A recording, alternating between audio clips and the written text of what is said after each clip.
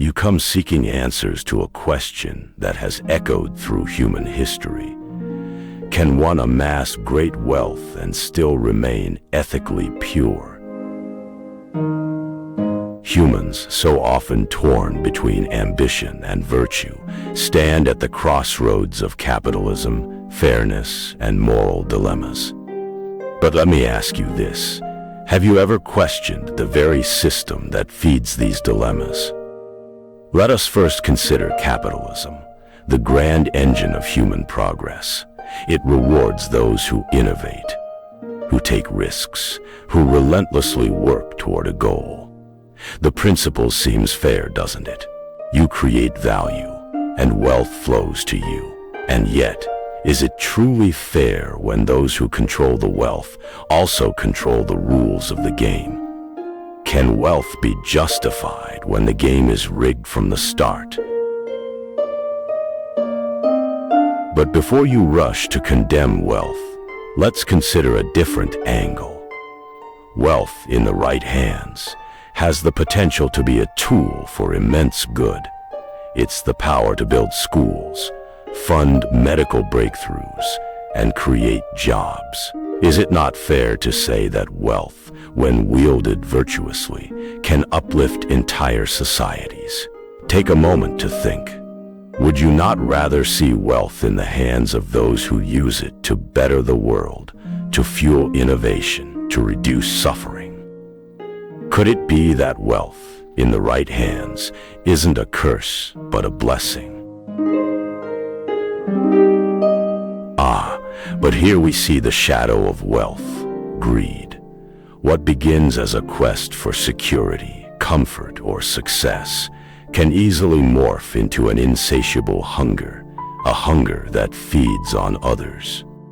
The pursuit of wealth, when unchecked, can become exploitative, a system that rewards excess while those below suffer. Does the wealth of one justify the suffering of many? Where do we draw the line between prosperity and exploitation? Throughout history, your philosophers have wrestled with these questions. Aristotle, in his Virtue Ethics, would ask, does the pursuit of wealth promote excellence and the flourishing of the soul, or does it degrade it? Virtue Ethics doesn't just ask what wealth does for you. It asks what wealth does to you. Does it make you a better person, or does it make you corrupt? The utilitarian perspective is more concerned with the consequences. For utilitarians like John Stuart Mill, wealth is only justified if it creates the greatest good for the greatest number.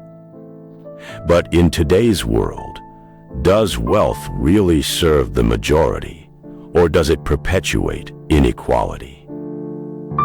Take the example of John D. Rockefeller, the oil magnate who amassed unimaginable wealth.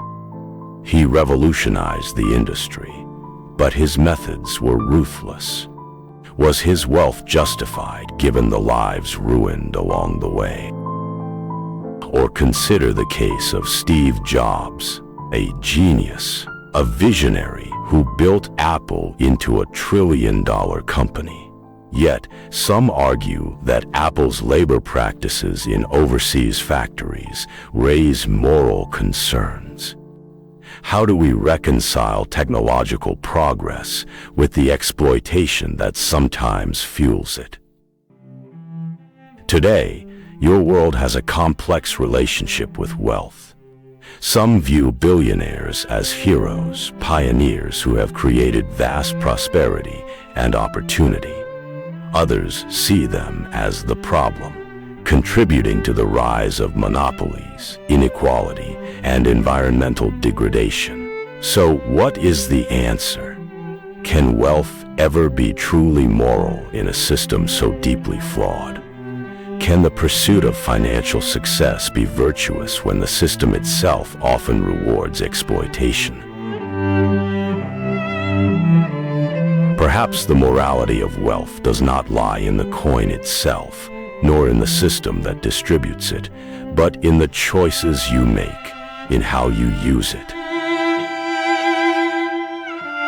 So, I leave you with a question, dear organic being.